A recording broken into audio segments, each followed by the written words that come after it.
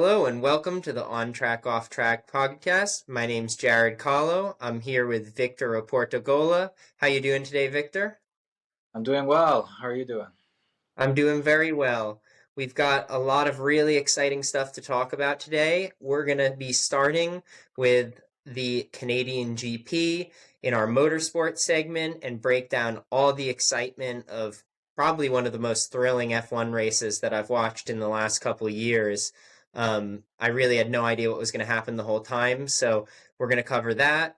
We're also going to touch on Indycar at Road America, NASCAR at Sonoma, and then in our automotive section, which we're going to be recording tomorrow, we're going to be discussing the newest generation of Porsche 911.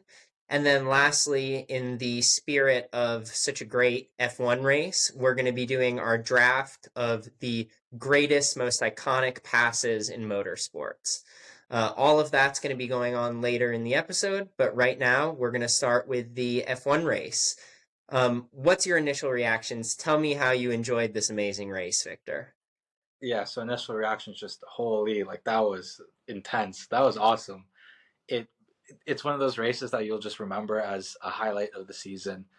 It makes you fall in love with Formula One all over again, compared to a boring Monaco race. It was better than I think anything from last season even. So it always had me at the edge of my seat. Had a bunch of different race leaders, a lot of different accidents, a lot of different strategy calls. So it was great. How'd you Yeah. think about No, it really gave all the best parts of Formula One. There was dry running, there was wet running, there was strategy decisions that had to be made. There were great passes on track, both with DRS and without DRS. So I think that it really gave us everything that you could ever want from a Formula One race, as the Canadian GP usually does. I love that track in Montreal, and it speaks to everything we've been talking about in the last few episodes about well built, well thought out tracks. They don't even need to be fully permanent racetracks, but at least a semi permanent circuit that seems like it's meant for racing just makes the racing so much better. Who would have thought? Yeah, and it brings for me the nostalgia because that's the only F1 race that I've actually been to, and I've been to it maybe about 7 times now. So it when I see it on TV, it always just brings back the memories of all the fun times I've had there. It's a great place to be. Yeah, absolutely. So we're going to start this discussion and break it up into a few different parts because there's so much to talk about in this race, and we really want to cover all the most interesting stuff. So we're going to start with practice and qualifying.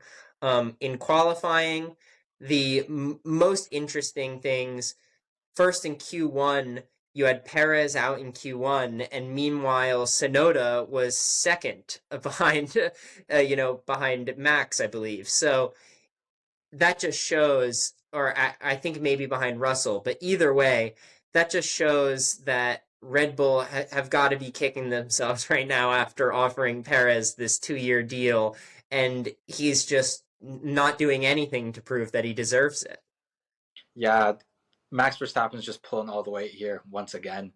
Last year at this time, he wasn't doing as well or that well, but now it's just all falling apart for Perez. And you should have the pressure off him. He just got a 2-year extension, right? So I don't see why they would be happy with him right now.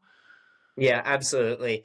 And we're going to talk a little bit more about Perez later in this episode as well. So I don't want to touch on this too much, but I think it's worth noting that you have to assume Red Bull has some performance clauses in that contract, and you have to wonder if he continues on this track for the rest of the season, whether or not some of those clauses will fall into effect. Yeah, definitely. The next interesting talking point is both Ferraris out in Q2, the first time since Spa 2021. So obviously very disappointing for Ferrari coming off of such an exhilarating weekend with Leclerc winning in Monaco and all the highs. It goes to show that Ferraris still aren't necessarily that number one team, but of course every team has a bad day, and I'm sure they're going to come back at other races in the season. Tell me a little bit about what you saw from Ferrari this weekend. it was a weekend to forget for them for sure. I'm wearing my Ferrari sweater here just to show support, because they need support at a low moment in their season right now. So yeah, Q2 out for both of them. Leclerc, he was what 11th, I believe. He qualified 11th or 12th. He Yeah. was above Sainz. But either way, it was not good for them. Points was a far reach for them. They still tried, but it yeah, definitely a weekend to forget. And the race was even worse than qualifying. Yeah, So it absolutely. was yeah. Um, the last talking point from qualifying is that Max was able to drag that Red Bull around, and I really don't think that that Red Bull was the best car this weekend. I think it was probably the third best car on the weekend behind the McLarens and the Mercedes, if you're actually looking at raw pace. But Max was somehow able to drag the car around to get an exactly identical lap to Russell. Of course, Russell set the lap first, putting him on pole, Max in P2. Just goes to show how Max is really always able to extract 100% from that car. And you also have to commend Russell for continuing to outperform Hamilton. Obviously, Hamilton seems like he's checked out at that Mercedes team and doesn't really care all that too much. But Russell's been performing very well, especially in qualifying as compared to Hamilton. Yeah, Russell has to show that he can be a team leader. So he needs this. So it was good to see once again. Yeah. So looking at Max tying the pole position time really goes to show the gap between Max and Sainz. It just highlights it completely, right? So Or Max rather, can Max and extract Perez, you mean? there. Max and Paris. I don't know what's wrong with me No today. worries. Max and Paris. Yeah. So it really highlights the gap between them and the fact that Max can take all the performance he can out of the car and extract it all, and then Perez is really not doing anything with the car. They're in general the best car on the grid, right? So Perez being out in Q3 and Max tying the pole position lap really goes to show the gap in driver skill, let's say, at that point. Yeah, absolutely. And so that covers the qualifying section. Before we talk about the race, I just want to throw it back to you because I know you wanted to talk a little bit about Jack Doohan and the lost opportunity of FP1. So do you want to just talk me through that a bit? Yeah, Jack Doohan was supposed to do FP1. He was supposed to run the car instead of Ocon, and he didn't really get the opportunity to do. He did an outlap and then another outlap with a start, essentially, and it really I think it's unfortunate because he's a young talent that's not in F1 right now, and it gives him a chance to show off what he can do with an F1 car for Alpine. Ocon's not there next year, we know that, so it really it's an important thing for young talent to show what they can do when given the chance. Bruno Famin said that he probably will run again throughout the season at least once, but at this point they don't have to. They've checked off that box. They've ran him essentially in FP1 as per the rules, but I thought it was pretty unfair. They might Hmm. have done that just to preserve the car, preserve the tires. It was wet, so they might have not felt safe with it. But at the same time, if they know that Alcon's not there next year, and he was supposed to be punished essentially from his antics in Monaco, I think that it was not good for Doohan. Like they did him dirty there. Yeah. Yeah, I think that's unfortunate for him. And I really do hope they give him another chance, and I think they probably will because they're going to need to have some tryouts, so to speak, for this open driver seat that they have now that Akon's not there. Um, okay, so now next we're going to go into the race. And if you're watching on the video right now, I'm going to be looking over at my notes because I have a lot of notes I took down during this race. There was so much to cover, much too much for me to remember it all without writing it down because this was just so exciting. So to start in the opening stages of the race, um, the top 4 or 5 got away pretty much as they were. Um, I guess until Ricardo, who dropped back after a slow start. But the track was super wet, way too wet for the inter tires that most of the grid was on. And Haas was able to capitalize on that. They were the only team that took the gamble on the wets, and they were just carving through the field, eating up positions. I think everyone knew it wasn't going to be a fully sustainable run, but it was really, really exciting watching them cut it up and just fly by people. It almost gave throwback feelings to like Senna Lap of the Gods type of stuff. Obviously, it's not the same skill level because it was based on a tire difference, but nevertheless, it was a really, really, really great couple of laps to watch for the Haas team. And it also made me wonder why Red Bull didn't necessarily try a gamble like that with Perez, who was already in the back, to try and make up some of those places rather than just leaving him in the back to fight in the back of the pack. What did you think about that Haas strategy? I thought it was a great strategy. They had really not too much to lose at that point. It it got them on a different set of tires, a different strategy than everyone else did. Like you said, K Mag just charged up the field. I think he was almost at a podium at that point. Mm-hmm. The race just stopped there, right? So it was great to see. Hulkenberg didn't do as well. Let's say he still climbed up quite a bit, and then once K-Mag had to come in for a tire change, they just screwed it all up. Essentially, it was a slow stop. I think it was 8 or 9 seconds, but he did his job as well as he could at that point. And then he ended up back in position where he started. So it it was mostly down to the bad pit stop. But it was really exciting the first couple laps. You saw, I think it was lap 8 or 9 that he had to come in, but K Mag, it was insane. That was probably his best performance of the season so far. Yeah. Yeah, it was interesting to see the dichotomy of the Haas team where they had the strategy side that just got everything right, and if everything had gone well through execution, then they would have probably put K-Mag up into maybe eighth or ninth place with a fresh set of inters and in a really good position to score some valuable points. But then the execution side of things came in and they just completely fumbled the bag and essentially made that irrelevant. Um, Forgetting the Haas side, though, there was a lot of close pressure between the top three who really separated themselves in that early stage of the race. Russell in the lead, Max putting a lot of pressure on him in the early laps. Norris fell back a little bit, but then as the track started to dry out, it became very clear that McLaren on a drying track seemed to be the fastest car. He was eating up a second, 2 seconds a lap on Russell and Max, and ultimately was able to make really, really exciting on-track overtakes in laps 20 and 21, first on Max and then on Russell, ultimately takes the lead and is able to extend that gap really over the next 5 or 6 laps really well. Talk me through the early stages and Norris's amazing overtakes both into that final chicane. Yeah, it was clear that Norris nursed his tires a little bit better than the front two cars.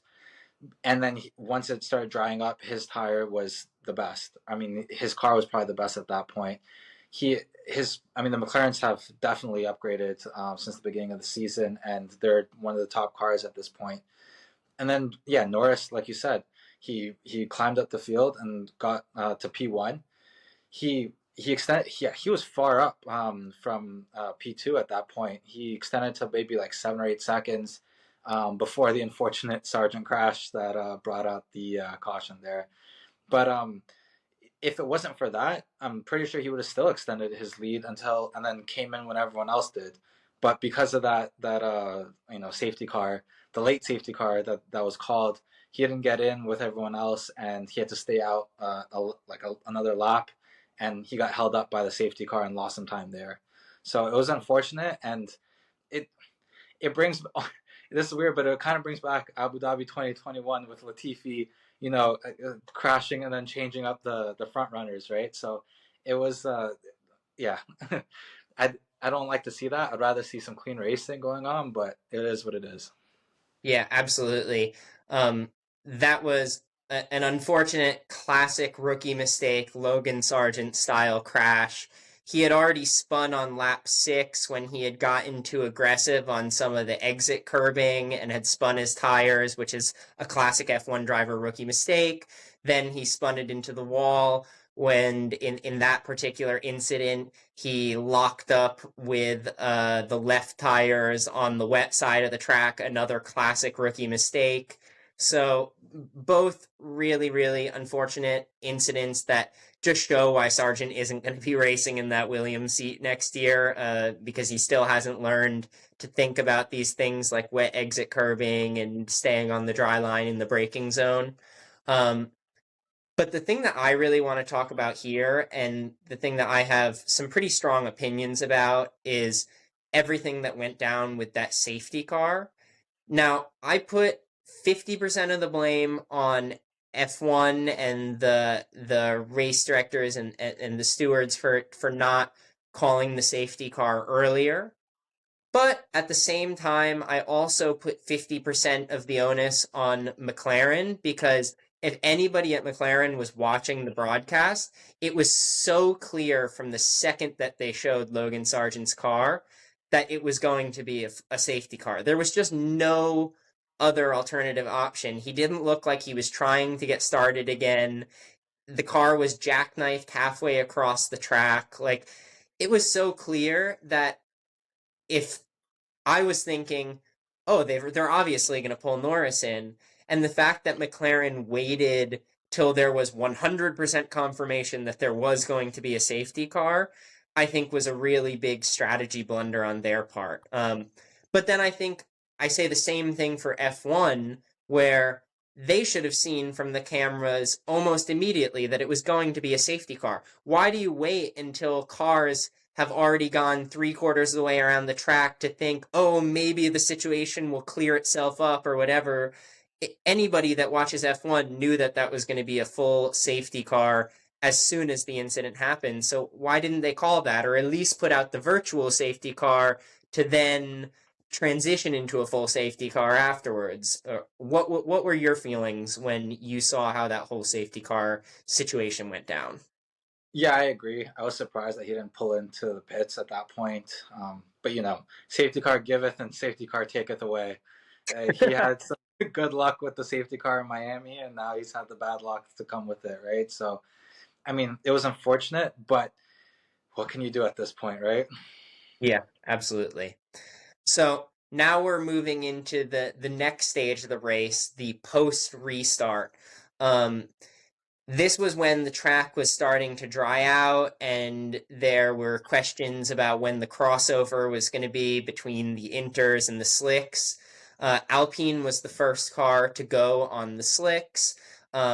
Leclerc tried a weird hard tire gamble after already falling back because of engine issues. Next lap, Ferrari retired the car. Then Hamilton is the first of the potential front runners to go on the slicks on lap 44, which triggers Piastri, which then on lap 45 triggers Max and Russell to go in.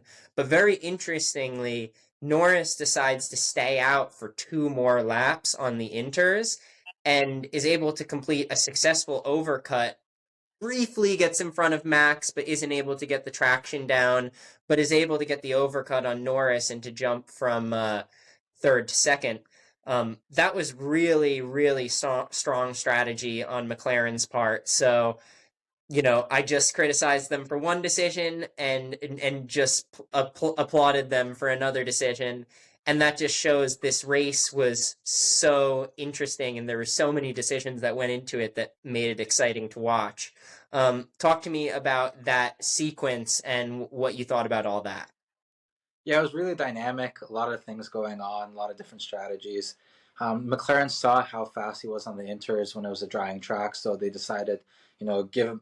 They told essentially to Norris, give it hell, right? Go as fast as you can, see if you can make up some time before you come in, and it worked out for the most part. I mean, once he got back out on the slicks, they were cold tires, and he got ahead of Verstappen for a split second, but he couldn't keep it.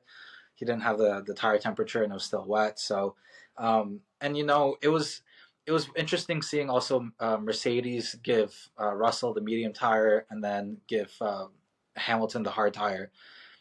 Different strategies, and it was pretty late in the race. It was past halfway, so they could have made the mediums work on both cars, I feel, but it was different strategies. I guess they wanted to mix it up, or a conspiracy. They didn't want to give Hamilton the good tires at that point, but still he made them work, and later on in the race he really made them work. But and then coming back to Ferrari, it's unfortunate they made a bad call giving Leclerc the slicks, even though everyone else knew that rain was coming, and they said it's only going to come for a couple of laps, but clearly it was a lot more than they thought, and they had to retire the car.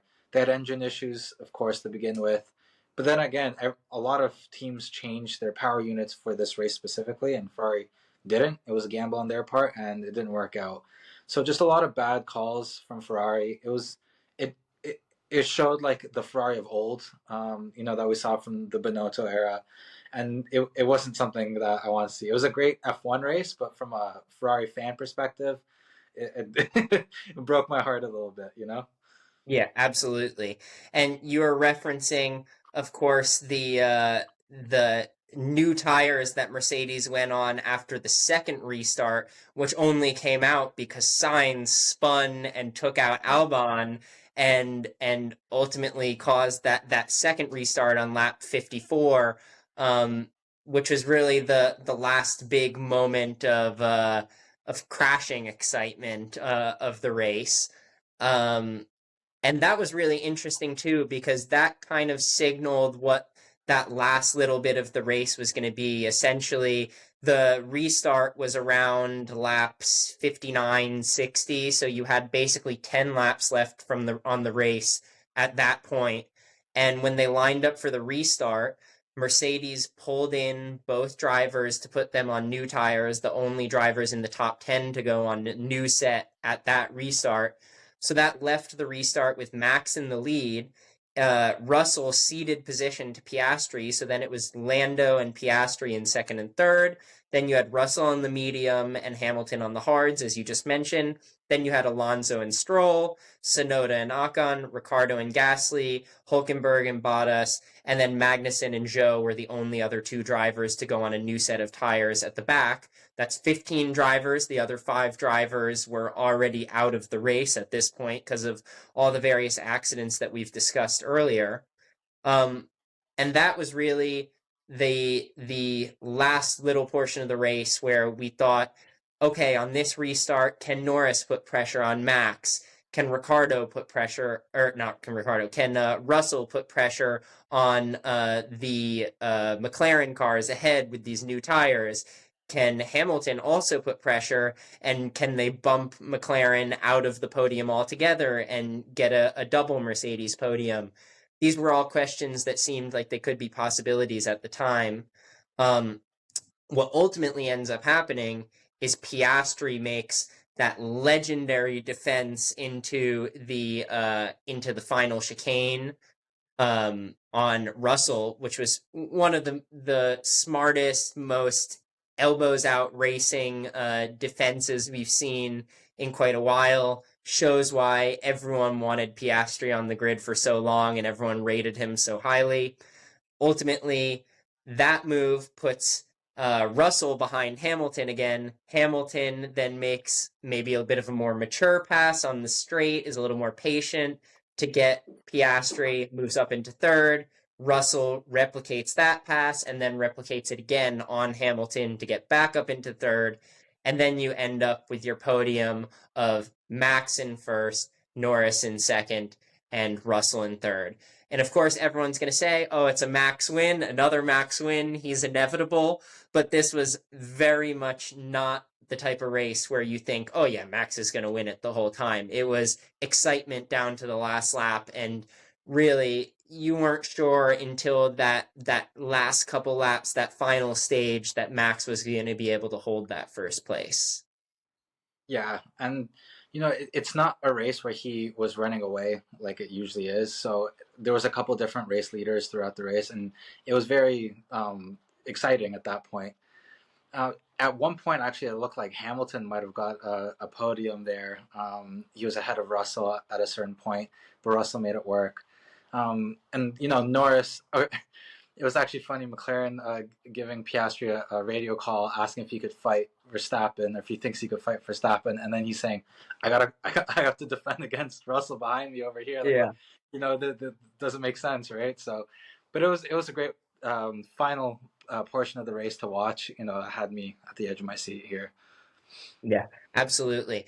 And so I had one wild card thing that I noticed right at the end of the race that I just thought was really funny, given everything that happened with Alpine recently. I don't know if you noticed this, but when after the leaders cross the finish line, they cut the camera back to the midfield, and there's a bunch of cars that are coming up to the final chicane, and you've got Gasly in front and Ocon right behind him with the DRS, and Ocon for just a second sneaks over to the right, and it almost looks like in his mind he went, "Oh, I'm gonna dive bomb this guy right now and take it." And then his better judgment said, "I might not be on the grid with another team if I do that." But it was just one of the funniest moments where you really saw Ocon poke his nose out, and just for the briefest second, I thought, "No way, this guy's gonna make a dive bomb into the final chicane on the last lap after everything that's gone on since Monaco." That would have been so Ocon, to be honest. That would have been Esty Bestie at his best. I would have loved to see that. But no, Absolutely. it's good that he didn't though. He showed a little bit of maturity there, so it's good for Yeah. him. Yeah, absolutely. And Absolutely. I did want to talk about one thing that we missed throughout this as well, and it was one of the best passes throughout the whole season. I think it was Albon, his double pass. I think it was over with Ricardo and Ocon into a chicane. I can't remember if it was the last chicane or not, but Yeah, it it was. yeah. So like passing Ricardo on the left, going back onto the right, sneaking in the inside of the corner from Ocon, and it was masterclass move from him. Yeah, oh my God. That was one of the best passes I've seen in F1 in a long time, honestly. It was a pass that is worthy on the list of probably maybe the top 25, 30 F1 passes of all time, and you could maybe make arguments that it's even higher on Yeah. that list. And that was the inspiration as well for our draft topic that we're going to be covering later on in the podcast and recording tomorrow, which is the greatest passes of all time in motorsports. We'll see if one of us picks that one for the list. I'll let you guys wait till later to see that, but it was definitely one of the ballsiest passes, and it looked like someone that was, swerving their car between traffic on the interstate when you're like, "Oof, that car almost Yeah. didn't make it through there." Yeah, he uh, found grip where no one else did. And it also highlights the gap between him and Sargent, just like from Max and Perez as well. Right? Like you can see some of these teams where their top driver actually is the leader. Like they mhm. show why they're up there. And then their second driver is nowhere to be found. So this was one of those moments, just a flash of brilliance from Albon. Yeah, absolutely, absolutely. Do you have any other notes from the race that you want to cover? Anything else that you think is worth noting? Not necessarily that's that important.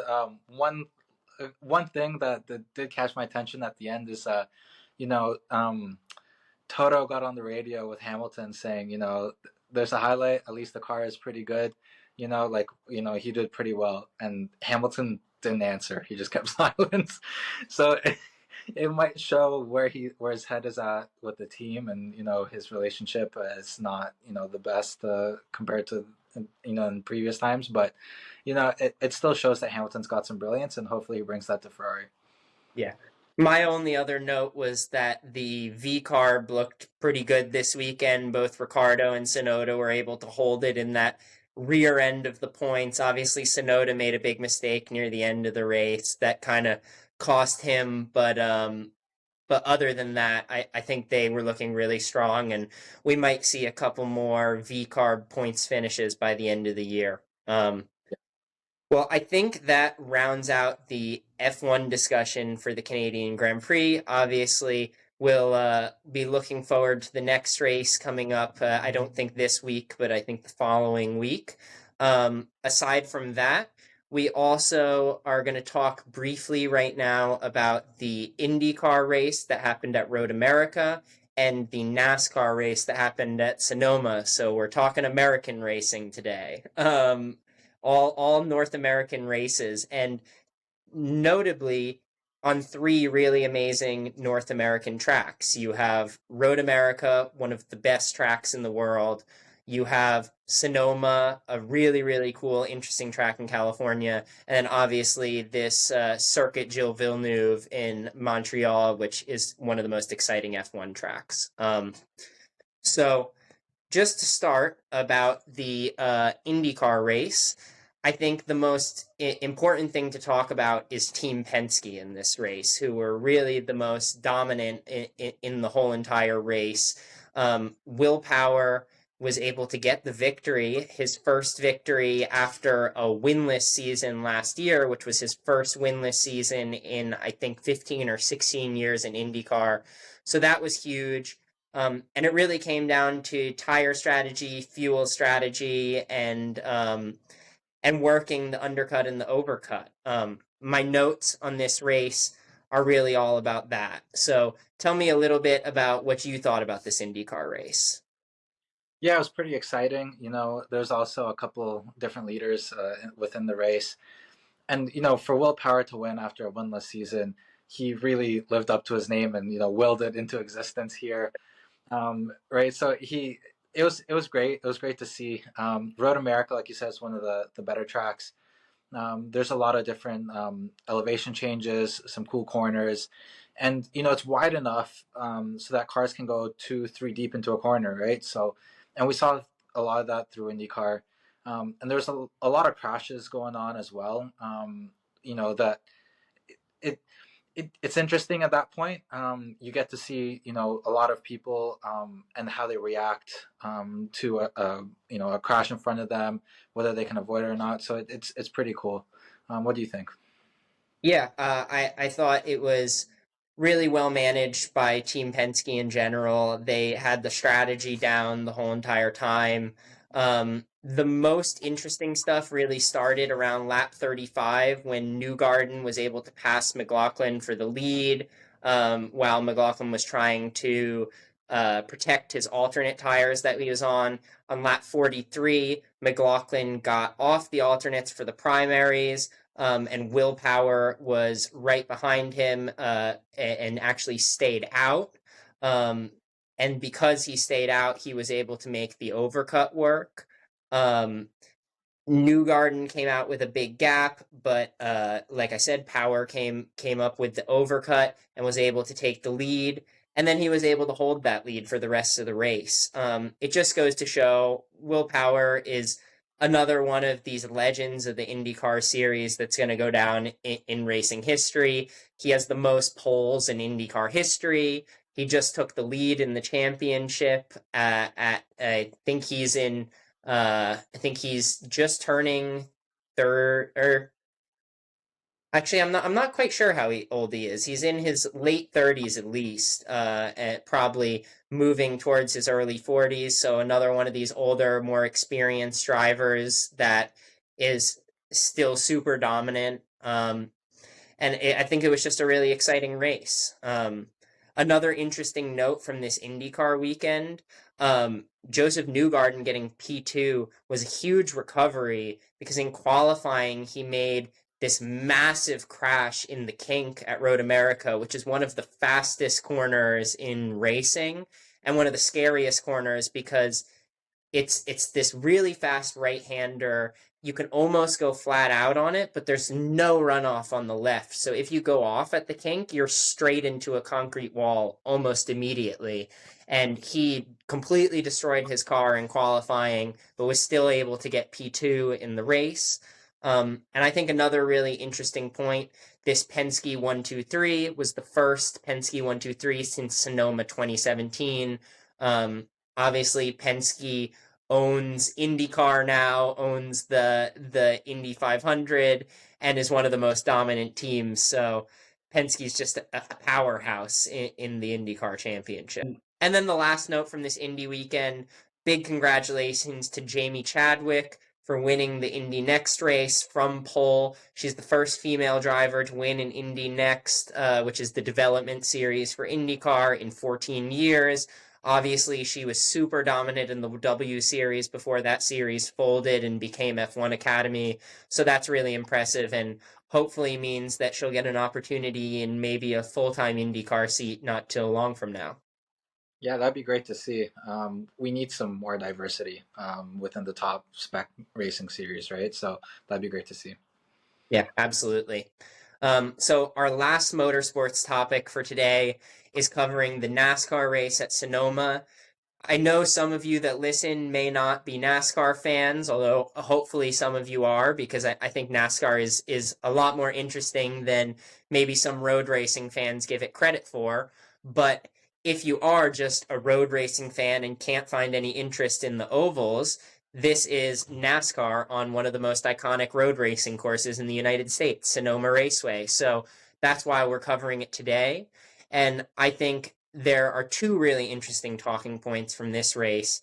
The first one being the battle between Tyler Reddick and Kyle Larson. Obviously, Kyle Larson is almost a Max Verstappen-esque figure in the NASCAR world, who's dominant on road courses, dominant on ovals, dominant on dirt tracks when he goes to race in sprint cars in the World of Outlaws championships. He's one of the best to ever race in stock car racing and in that world.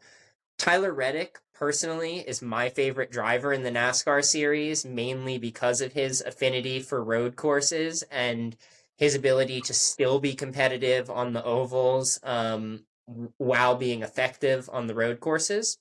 And the two of them were going at it for basically the first two stages of this race.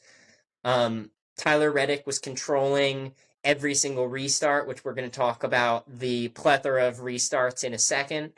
But then ultimately he lost out after a pit sequence right near the end of the second stage. Made a little bit of contact with Larson, dropped back, got a flat spot on his tire, and then once they were cutting through traffic, he just wasn't able to get through the traffic like Larson was, which ultimately cost him the race. But I think that these are two drivers that if you like road racing and if you want to get an idea of what NASCAR is like, these are two drivers that you definitely want to follow. Yeah, I mean, you got me into NASCAR last year, watching with you. So I wasn't a fan before, but it's definitely a lot more interesting than I thought with all the different racing styles that they go through. Like you said, ovals, road courses, and the dirt. And seeing at Sonoma, you see cars that look like cars that you can buy, right? So you have the Camrys, the Mustangs, and the Camaros and stuff. And seeing them race against each other really puts into perspective how close these cars are, right? So I didn't see the whole race. I saw the highlights of it, but like you said, there was a lot of restarts, a lot of Yeah. crashes at the end there. So yeah, take us through that. Yeah, and I'll take us to the restarts in just a second. I just want to make a note that anybody who thinks that these NASCAR next gen Cup cars that they're driving are just your standard stock car or like the stock cars of old, these are built by Dallara. Dallara builds the NASCAR cars. Dallara is the same company that builds Haas Formula One cars, the same company that's building half of the LMDH field right now, the same company that developed some of the best race cars in history. If you don't know about Dallara, go look them up. We're going to do an episode probably really soon talking about Dallara because it's a really great company and a company that we've spent a lot of time around people from. But these are not just stock cars. These are cars that are meant for racing on road courses and on ovals and on dirt. And that's why they brought a modified version of one of these cars to Le Mans last year and had the exhibition run at Le Mans that was so impressive for everyone to watch. So these aren't just stock cars. This isn't just, oh, they only turn left. These are racing machines that are competitive against GT cars and low level prototypes. So that's something really interesting to talk about when it comes to NASCAR. No, you're totally right. And seeing them, run at Le Mans, and then and then seeing what Delara does and how they develop them is really cool. And just a side note, Le Mans is next weekend actually, so that's something to watch out for. Yeah, absolutely. Um, so the other talking point from the race is that basically from the last third of the first stage until the end of the second stage, it was just caution after caution after caution after caution. And it really just proved that the age-old racing adage of cautions breed cautions, it has never been more true than when you're putting NASCAR Cup cars on a really tight technical road course and trying to put them out for all these restarts. There was accidents on almost every single opening lap, especially in the beginning of the second stage. And Tyler Reddick, meanwhile, was able to hold the lead in almost every single one of those restarts with Kyle Larson pushing up hard on him. So I think that was a really interesting note. There's not much you can do about it. NASCAR is a series where the drivers bully each other. Any driver that comes from other racing series and does a road race at NASCAR, the first thing they always say is, damn, I didn't realize these guys are pushing each other out of the way and knocking into each other. There's no penalties for pushing a guy out of the way in NASCAR. So I think it's a culture shock for a lot of road racers, but it's still something that you can get used to and get some real excitement about. And there's a few drivers like Tyler Reddick, like Kyle Larson, and like Shane Van Ginsbergen, very weird last name, who I'm about to talk a little bit about, who was able to win in the Xfinity series, which is a level down below Cup racing. Um, he's a driver that transitioned from V8 supercars in Australia, which is one of the most exciting road racing series in the world.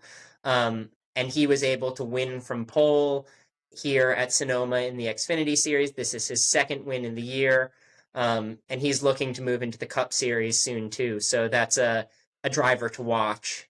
Um, Finishing out this point, I know I've been rambling a bit about these drivers, but the point is, if you like road racing, I implore you to consider starting watching the NASCAR series and to also watch the ovals and watch the dirt tracks, because once you start watching it and you realize the intricacies of NASCAR racing, just like with every other form of racing, where you have to learn about what is the strategy? Can they refuel? Can they change tires? If they change tires, what's the compound differences? These are the things that make every racing series different and beautiful. And once you learn those things, in my opinion, NASCAR becomes just as or more exciting as any other series that you might be able to watch.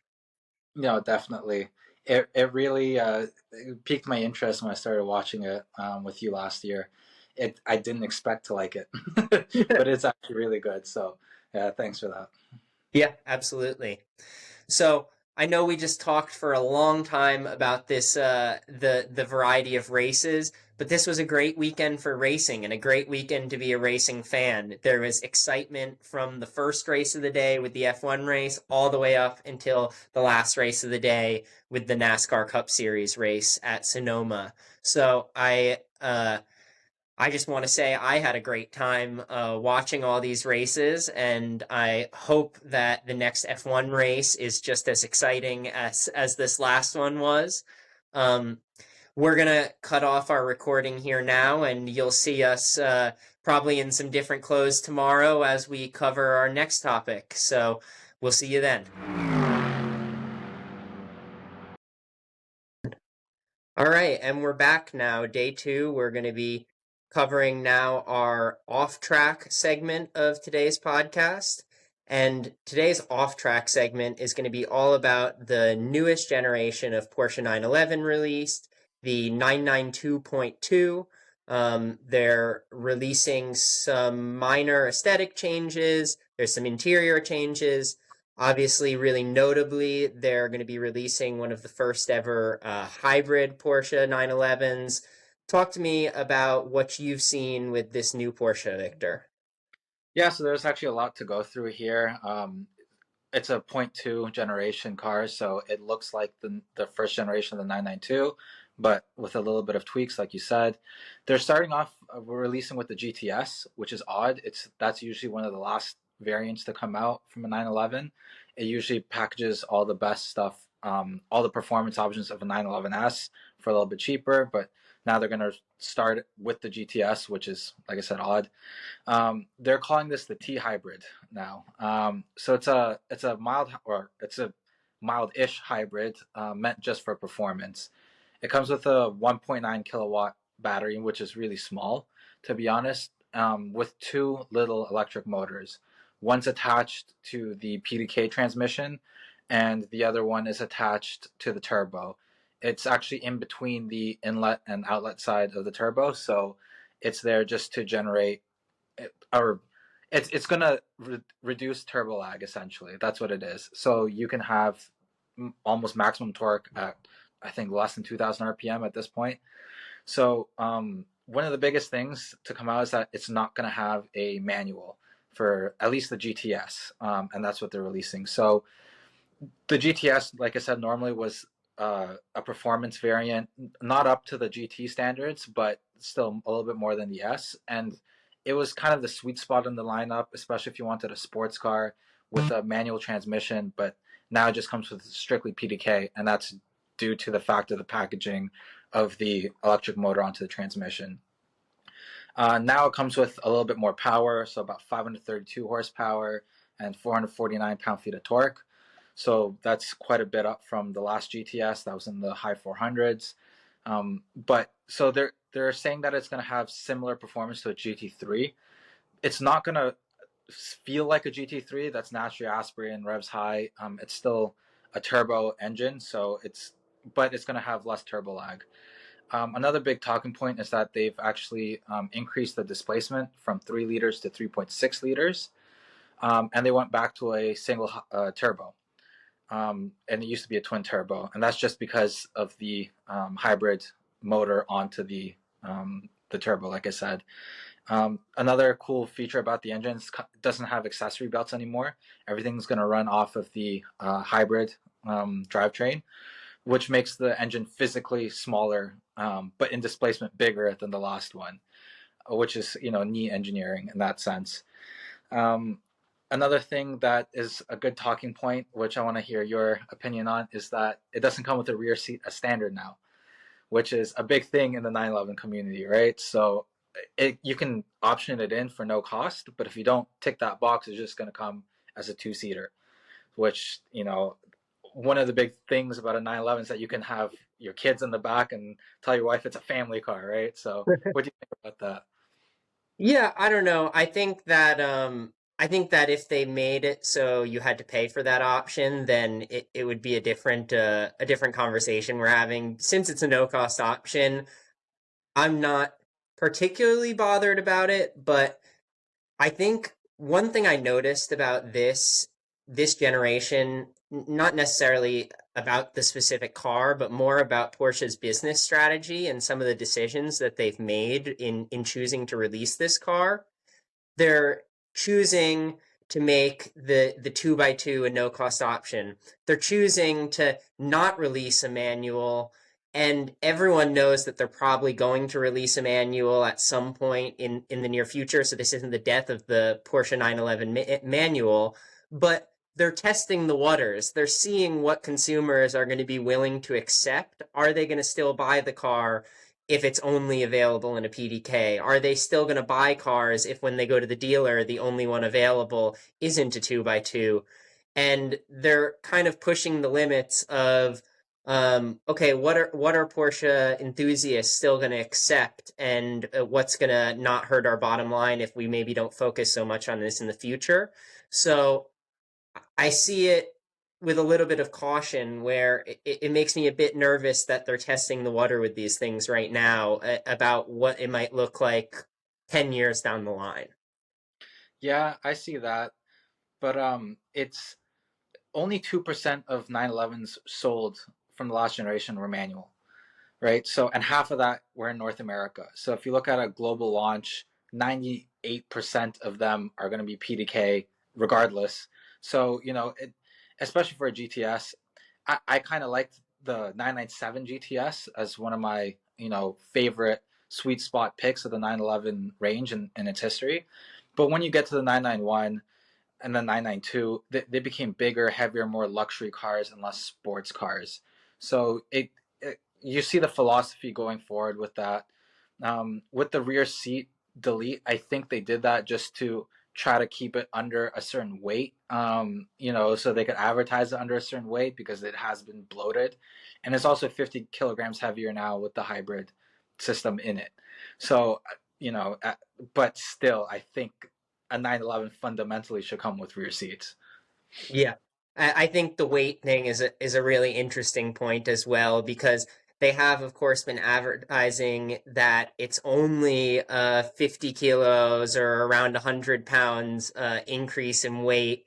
And on paper, when you look at the fact that they've taken a car that was previously just a combustion engine and added a whole hybrid drive system to it, that's pretty decent weight savings. And you can chalk that up to the fact that this is an hybrid system that's actually been developed mostly by Rimac, which is a company Porsche has a vested interest in, and they know how to build the best, lightest performance electric systems as they have been in their own cars.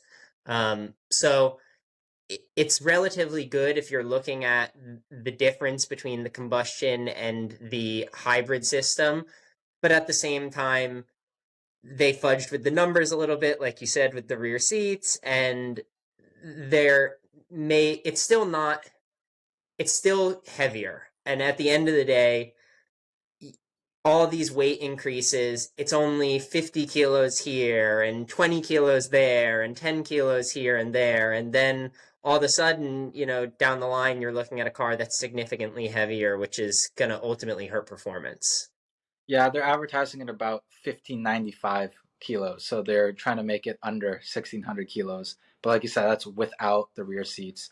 It is a din weight though, which is cool because that includes all the fluids and it's not a dry weight like some of the Italians like to advertise, right? So it is almost a true weight, but still without the rear seats, it's less than a 911 in my opinion. They need to have those rear seats. It Without it, I mean, not many people use it. You can use a parcel shelf. You can use the rear seats as a parcel shelf if you want, but like in a pinch, if you want to bring your friends, if you got kids, you can bring them to school. Like it makes the car so much more usable. That was the whole appeal of a 911. It's the most usable sports car, the most usable. I mean, it can't really call it a supercar per se, but it's Yeah.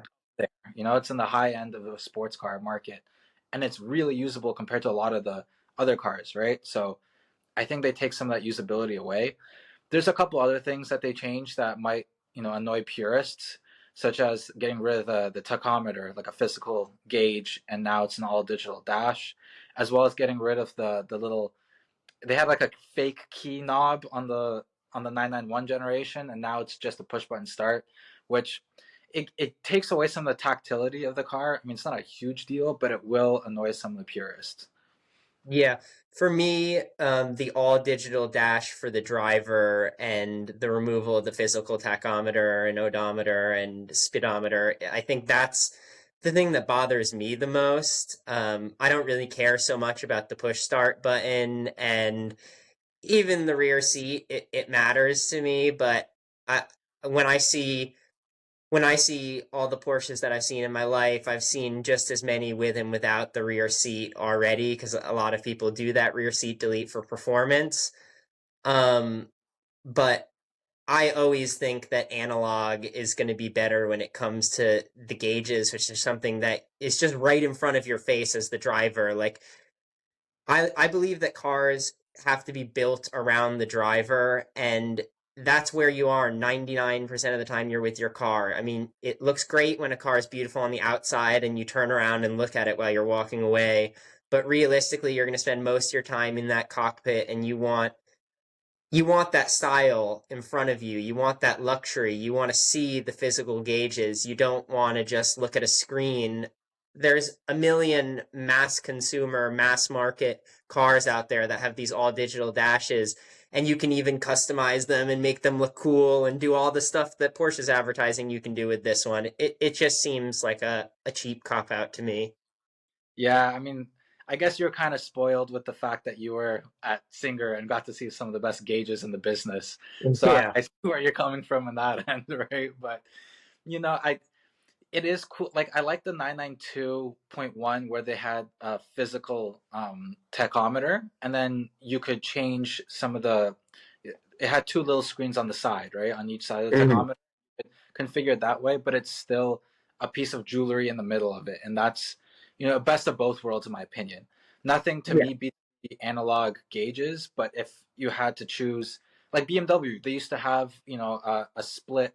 They used to have a physical ring with a digital gauge behind it, which gave it best of both worlds. But now, like you said, it's just a screen that every car has now, so it doesn't differentiate it. Yeah, absolutely. I agree. I think having some sort of digital screen is not necessarily the worst thing. I know my family has a new XC60 that has the digital screen. It's an all digital dash. And there's amazing parts like having your Google Maps right in front of your face when you're using Android Auto and some of those more comfort consumer features that people want on a car.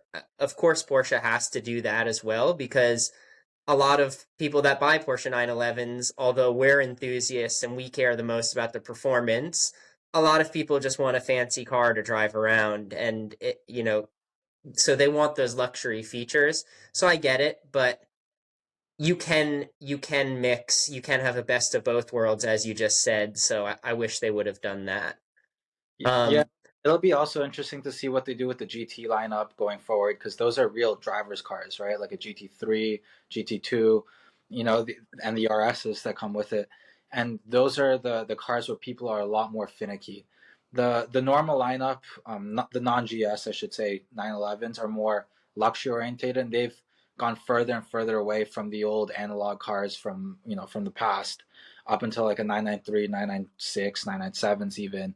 And now, let's see what they do with the 993. Hopefully, or I should say the GT3.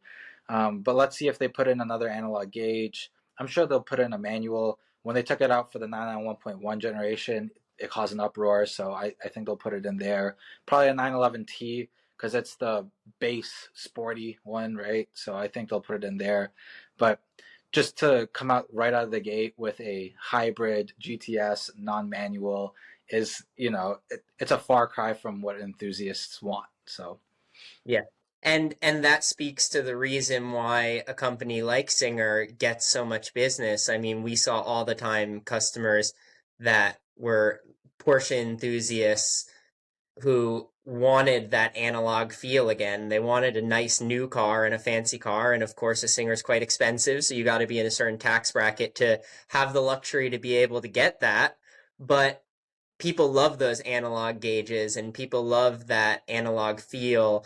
And even when there's Android Auto in a Singer, it's a tiny little screen like the size of a singled in radio right in the center of the console because they want to hide away screens and everything because people want that analog feel. So I think that Porsche would be making a mistake if they completely removed that analog feel from their lineup, especially for the cars that are targeted towards the real enthusiasts.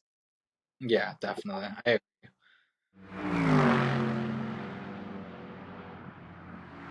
Well, then we will jump on into our next topic, which is going to be our draft for this week. As I mentioned when we were in the on track section, we were inspired by the amazing Albon overtaking and some of the other great overtakes that happened at this week's Canadian GP. So, this week's draft is going to be the best, most iconic passes of all time in motorsports, whether that be Formula One or NASCAR or any other form of motorsports. I don't know what you picked from, but we'll find out right now. I had first pick last week, so you're up with the first pick, Victor. What are we going with? I am going for one of the craziest overtakes that I can think of in history, and it actually happened in 2022, and it is the Ross Chastain wall ride pass. Let's go get us a championship. And the fight for the point, right at the line. The one of Chastain past Hamlin. It was a video game move off into turn 3. He put the car against the wall wide open all the way around turn 3 and 4. Chastain, Elliott, Bell, and Logano are going to fight for a championship in Phoenix. Take a look at what he did. I have never seen anything like that before in my life. That was incredible, to be honest, just to watch it. I didn't even watch it live, but everyone was talking about it. I had to see it. And then you see it, and it's just like, is this a video game? Is this real? Yep.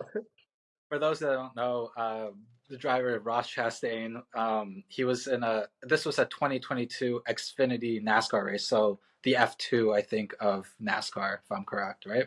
Yeah, I believe so. Yeah, in a way. Yes, it was in Martinsville, and he was 10th on the last lap, and he was quite a bit away from the pack in front of him. And on the last two corners, he just full throttled and drove parallel to the wall, but against it, let's say. And he went from 10th to 5th right at the line. So he passed Yep. 5 people, essentially, like a couple feet from the line. It was Yeah. insane. That to me has got to be up there with some of the greatest overtakes in all of motorsport history. Yeah, and it's worth noting as well that he was fighting to stay and get into the playoffs, and if he had finished in 10th position, he would have been 2 places away from the position that he needed to survive and make it to the next round and get into the playoffs. But by making that pass, he was able to continue his playoffs and fight for a championship. Obviously, he didn't win the championship, but that one move won him more fans than probably any move in NASCAR in the last 20 years. So I think that's a wonderful first pick. It would have been mine if you didn't grab it. That's awesome. So my first pick is going to be from Rallycross, and it's going to be Kevin Eriksson around the outside. Great start by all 6 cars. Solberg, though, is level with Ekstrom up towards turn 1. Ekstrom's going to run wide. Off the inside, Kevin Hansen. Absolutely no mercy. Kevin Eriksson all the way around the outside. That's an outrageous move. Kevin Eriksson started the weekend into the lead from Petter Solberg. If you look it up, it happened in 2020, I believe 2020 or 2021. He starts in 4th position on the outside, and there is a corner that is a right-hand hairpin, and he just puts on a full lock drift while everyone takes the normal line around the first corner and does a full lock drift from 4th into 1st, passes the entire field on the first corner. It was the most audacious, ridiculous move you can imagine. The commentator says basically just that. It's an iconic pass in WRC. So, yeah, give me your second pick. Yeah, I'll definitely have to watch that one. I don't know it off by heart, but I'm going to have to see it after this. So my second pick is actually Schumacher. It's a Schumacher pass at Brazil 2006 on Kimi Räikkönen. He's racing with Räikkönen, who's trying to block him into turn 1. Schumacher's having none of it. They're side by side. Don't collide, guys. Please don't collide. Räikkönen gives him room. Schumacher is through. So what happened was that I think it was the 3rd lap, so it was pretty early on. It was down the back straight. Kimi Räikkönen's up in front, and Michael Schumacher is closing in on him. And then on the first corner, he leaves the tiniest little gap, maybe like close to a car's width, and Schumacher just laid on the brakes, goes in, and catches the inside, and they're parallel the whole way in the corner, and then nudges ahead, and then Kimi Räikkönen backs off just a smidge, and Schumacher just closes the door on him. To watch it is crazy. Michael Schumacher at that point, he didn't care. Like, it was the thinnest of margins from them touching. They didn't touch, and that was some of the best passing I've seen in Formula One. So You should definitely watch that. Yeah, that's a great choice. I've seen clips of that one before. It's an amazing pass, and that was just one of those passes that really proves how amazing Schumacher was when he was in his prime. Um, my next selection is going to be from Aussie Supercars, and it's going to be someone that we actually talked about earlier today in the IndyCar episode, and it's going to be Kevin McLaughlin Supercars four-wheel lock dive bomb in 2020. Mate, it was all right. Well, it was okay. Good to go, buddy. Because he said, what do you reckon? It was okay because he skated it in. I mean, It's a clip that trends all over social media in the motorsports world pretty much year-round ever since it happened. But essentially, he's fighting back and forth for the lead of the race. They're dicing through this street track.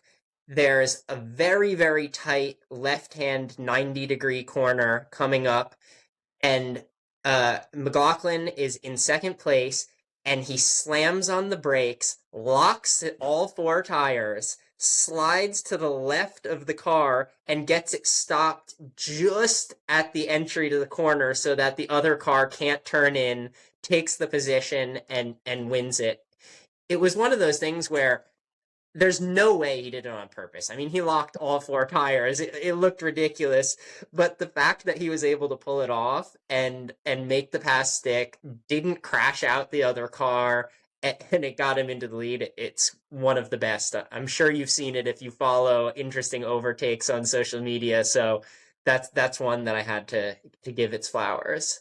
Yeah, I have seen it actually. It's up there for me as well. It just looks crazy from a spectator standpoint. You would think that he wouldn't stop in time, but he does. So Yeah. yeah, it's a great one. So my third one is actually last year at the 24-hour Le Mans. It's when Ferrari passed Toyota for the lead. Buemi's not had any luck in traffic. That's twice now in the space of half a lap. He's been blocked by traffic, and now he's going to lose the position unless he can he's got the inside position going to the chicane. he's going to force it here. Yep. And he gets it so done. close. Oh, my heavens. Alessandro Pierguidi, much to the delight of his crew. So it was the number 51 Ferrari, driven by Alessandro Pierguidi, and he was coming up from behind from the Toyota, and he was chasing him quite a bit. And so the number 8 Toyota was driven by Sebastian Buemi, and he eventually gets the pass on him. And it's not, I chose this because it's not necessarily the greatest looking pass in itself. You could tell that he was going to pass him just because he was very close and following him right up on his ass the like for half the lap. But it's the fact of what it represents. You know, it's Ferrari winning on their maiden return to the 24-hour Le Mans. It was the 100th year running of the 24-hour Le Mans. And, you know, Ferrari hasn't won in almost 60 years at that point. And so it's, you know, you could say all you want about, you know, the balance of performance and all of this and that. But the fact that they were still up there and they managed that pass, it puts it up there for me. And, you know, throughout that whole race, it was back and forth between them. And then so actually the Toyota passed the Ferrari in the pits a couple of laps before that, and the Ferrari was chasing it. And then once the Ferrari passed, a couple laps later, the Toyota crashed. So that secured the win. And so like that is why I chose that one. Yeah, that's a great pick. Like you said, more because of the historical significance. Obviously, that was a super emotional time. We were both in Italy watching that race, and you could tell everyone around us was feeling so much pride when the Ferrari crossed that finish line, and when that pass happened, there were claps and screams all around. So I think that's a great pick. So we weren't just in Italy. We were at Dallara watching it with a Dallara Gold Ferrari with Mr. Dallara there. Yeah, exactly. So my next pick is going to be from the IndyCar kart series, the late 90s IndyCar, which was really the best era of IndyCar. And it's going to be the pass, which is what it's known as in the IndyCar world. It's Zanardi on Herta into the corkscrew at Laguna Seca. Jimmy Vassar, United States, 2 new names, both from the U.S. in this series that has become so international. So the battle for the PPG Cup. Look, oh, look, here he comes, here he comes, here he comes, and he gets him! Can he get him back? Can he hang on? Oh, look at this! Down through the Porsche on the final lap. Alex Zanardi, remember? It's another pass that just looks so insane, like the McLaughlin pass. Like, there's no way that you meant to do it like that, but you still made it stick. Zanardi comes flying in, way too much speed into the corkscrew to pass Herta, and then pretty much just jumps the corkscrew. Like, he had to be in midair for at least a solid second, and just jumps the corkscrew, which, if you don't know the corkscrew, it's such a steep drop. I mean, I've stood at the top of the corkscrew and thought, wow, if I jumped 3 feet in front of me, I would break my legs. And this is something that he, with full commitment, just sent his car off of like it was a jump at a skate park just to take the lead. So that's going to be my third pick. That's an iconic corner. I've played it many times on the sim, right? Like, it's I can't even imagine that. It takes balls to do that. So my last pick here, I'm gonna bend the rules a little bit here once again. Always. And it might be an obvious choice, but you mentioned it before. It's the Lap of the Gods by Ayrton Senna. Brilliant start by the Austrian driver in the black Sauber. Prost leads, Hill second, Wendlinger is third, and Ayrton Senna is up to fourth position ahead of Schumacher and challenging Wendlinger as they go round the right-hander into the old hairpin. Senna is up to third. And after being crowded at the start, a quite brilliant couple of corners by Ayrton Senna. Tremendous stuff. He muscled his way back into contention at Redgate. He's going inside Damon Hill. And Senna into second place already. Out is Wendlinger. So 2 retirements already. Michael Andretti and Carl Wendlinger.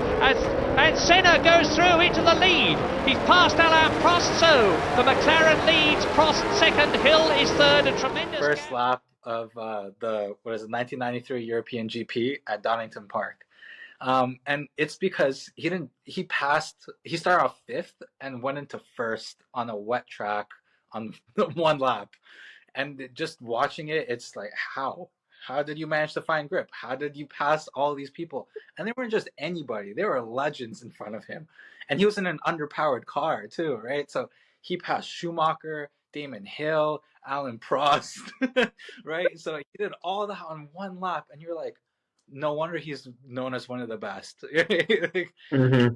It's not just one pass; it's the lap, but it's a lap of passing, and that's why I chose it. Yeah, that's a great one. Okay, so I think for my fourth, I think you just covered enough F1 for me that it gives me a good feeling to pick one last NASCAR pick for my last one. This is a pass that a lot of people probably haven't seen, but I really was scouring to look for amazing NASCAR passes when I was doing this, because sometimes you get some real magic on an oval track. And this is going to be in 2003.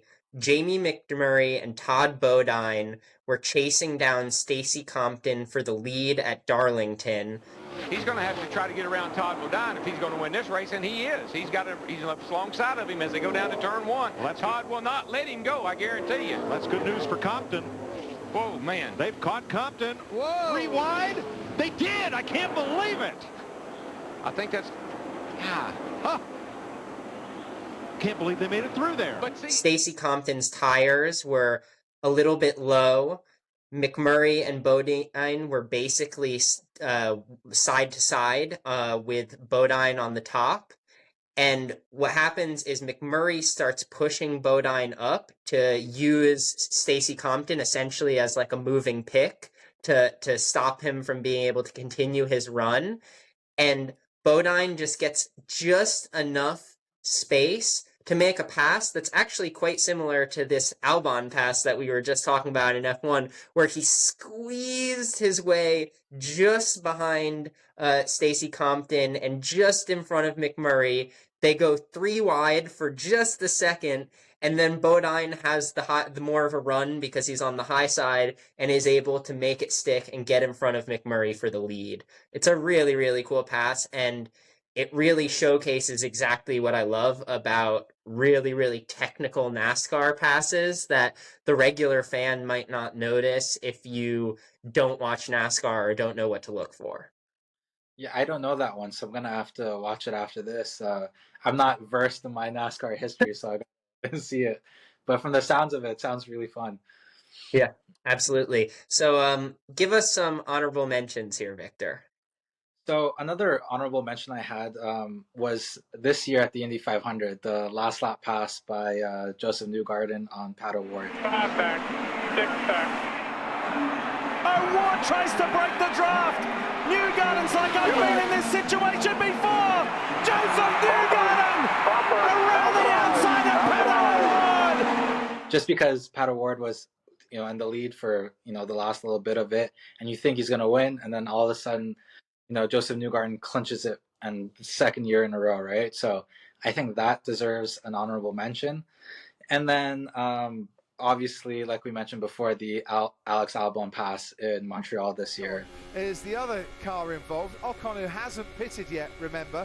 So he's on those intermediate tyres that he started with. And look, it's like Moses in the Red Sea. It just opened up for him. Yeah, well, it just happened just because you don't see passes like that in current Formula One races. So I think those two are in my top. Yeah, those are great. I think now that I didn't pick any F1, I need to prove my F1 fandom again. So my honorable mentions are going to be 2 really ballsy F1 passes. First one, Webber on Alonso at Spa going into Eau Rouge 2012. Webber then fancies a run. Oh, they're so close on the way in, and Alonso had to yield, and just as well he did. Around the outside through Eau Rouge, need I say more?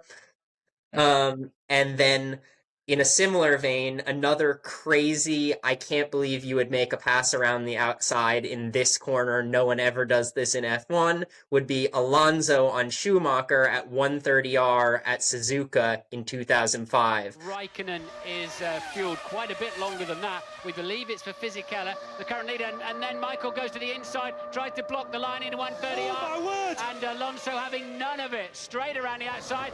Which 130R is an extremely fast, almost kink left-hander at the end of the Suzuka lap. You can't fit 2 cars through there. It's impossible. And Alonso just goes and pushes and turns in and just basically says to Schumacher, you've got to back out.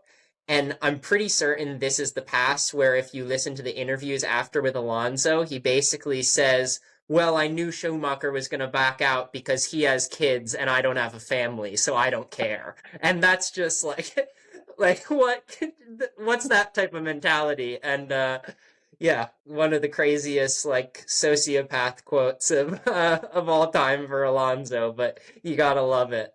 Winner. That's it. yeah, win or die, exactly. Wow, so I think this was a really solid draft. If you guys listening have any other ideas for amazing passes that we've missed, be sure to let us know in the comments or send us a message on social media. We'd love to hear. Thank you so much again for listening. Do you have anything you want to say before we go, Victor? No, I think we covered it all. Perfect. Well, have a great rest of your week, and we'll talk to you guys soon. Bye-bye. Bye, guys.